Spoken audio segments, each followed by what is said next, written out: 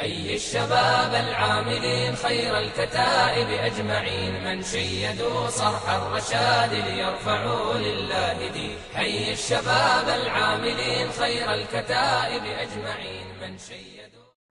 السلام علیکم ورحمت الله وبرکاته ومغفرته. محترم شتنه کړی دی چې داسې ما اورېدلی دی چې په کوم کور کې سرکای وي ته د الله رحمت نازلیږي. آیا دا خبره حقیقت ده که یا؟ محترمه رسول الله صلی الله علیه و آله و صحبه وسلم فرمایي ول الله ته په سرکا کې برکت واچوي. دا د پخوانو انبیا علیهم السلام خوراک و. دا هغو سلاته و لکه دا موږ ته چې مثلا سلاتې په شکل کې څومره شیان برابرو هغو به سرکه لازم پر دسترخوان باندې ایښوله. او رسول الله صلی الله علیه وسلم یې په هغه کور کې چې سرکه وي هغه ته فقر نه ورځي. او دغه رنګه د رسول الله صلی الله علیه و آله و صحبه وسلم څخه عبدالله بن عباس راته نور روایت ذکر کړی دی چې رسول الله صلی الله علیه وسلم فرمایلی دی چې خیر د صلاتو سرکه ده یوم یعنې هغه کور ته فقر نه ورځي چې په کور کې سرکه وي. او دغه رنګه د جابر رضی الله تعالی عنه څخه روایت چې ان الله تعالی په تحقیق سره الله جل جلاله مقرروي دوی ملائکې هغه چا لره چې هغه سرکه خوړونکی وي تر هغه وخته چې دی د سرکې له خوراک څخه فارغه کېږي.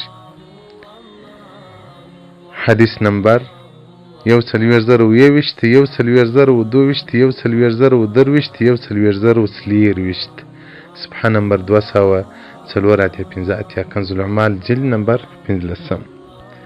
او دغه رنګه محترمه په طبو کې چې مې کومه پلټنه وکوله د طبو په کتابو کې هغو د دې نبوي سنت هغه حکمتونه او ګټې بیان کړي وي.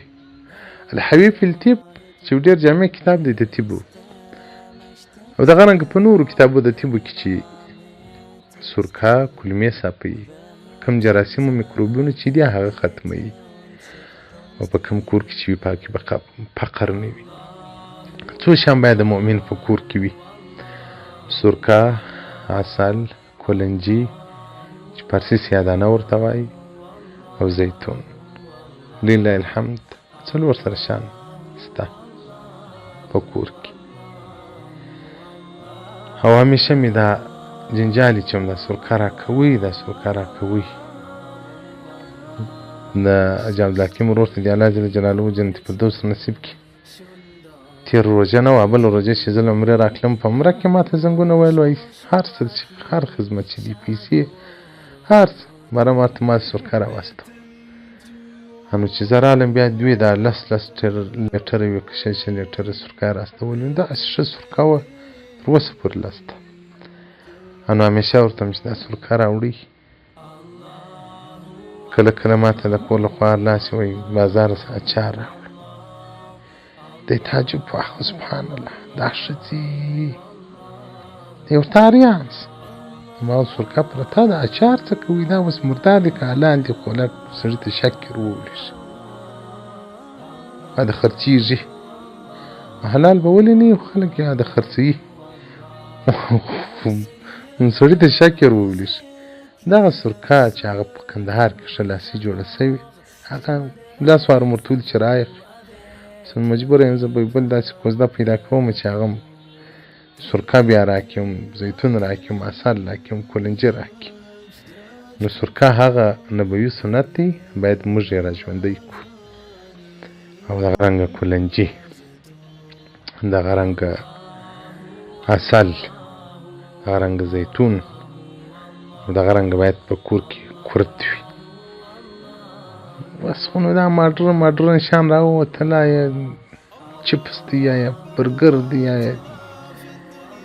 پلانګر دی یا پلانکر دی. خوراکونه هم دغه ډول د حیواناتو په رقم برای 100 روپۍ نه ګورو ایسې سره خورو نه بحث وي باره بیا حساب کتاب ترې نه ګورو چې ته در اخري عواقب بیا په قیامت څه ډول دي.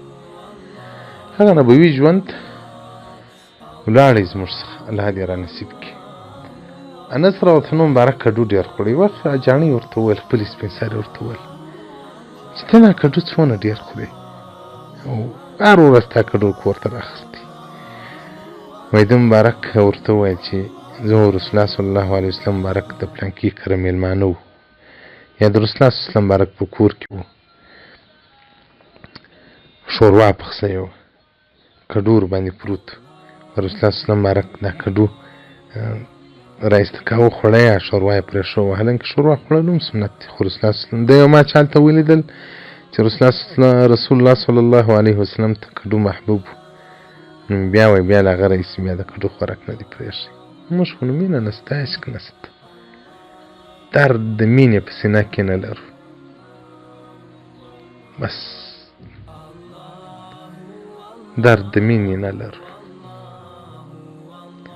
نو محترمه سرکه باید ستاسو په کورو کې وي، که خوړلی نه سي، که بعضو خلکو باندې بده لګېږي، پریز وي، پلانکی باید په کور کې وي.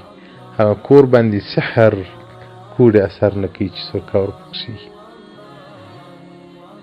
نو دا مرسي داسې بعضې خلک ژوند ډېر سره په تکلیف وي، هغه دا شیان وي چې موږ عنبوي ژوند وغورځوئ، د بل چا تقلید مو شروع کړي، نو په هغه کې لازم تکالیف راځي. نو د تکالیفو یوازینی نجات نبوي ژوند دی. والسلام علیکم ورحمة الله وبرکاته.